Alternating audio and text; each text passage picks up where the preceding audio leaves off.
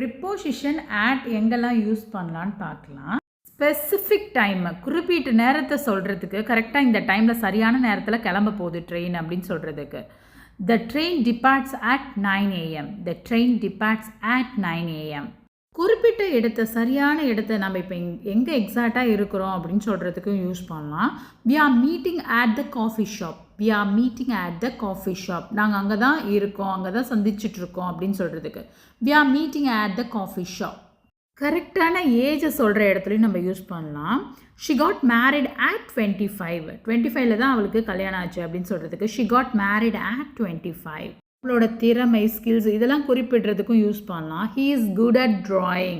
அந்த ஆக்டிவிட்டியை செயல்பாடு இதெல்லாம் சொல்கிறதுக்கு நம்ம யூஸ் பண்ணலாம். he is good at drawing. நம்மளோட டார்கெட் சொல்கிறதுக்கும் யூஸ் பண்ணலாம். Aim at the centre. சென்டரை குறி வச்சு கரெக்டாக சுடு அப்படின்னு சொல்கிறதுக்கு aim at the centre. Fixed price சொல்கிறதுக்கும் யூஸ் பண்ணலாம். இங்கெல்லாம் புக்ஸ் வந்து 50 ரூபீஸ்க்கே கிடைக்கிது அப்படின்னு சொல்கிறதுக்கு the book is available at 50 rupees.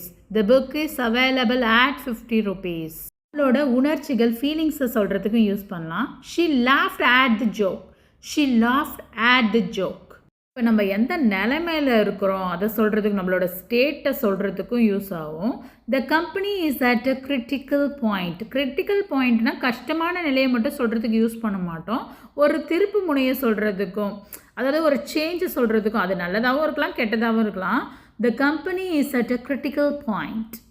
எந்த வேலையில் இருக்கோம் அப்படின்னு சொல்கிறதுக்கும் at யூஸ் ஆகும். he is the manager at the bank. he is the manager at the bank.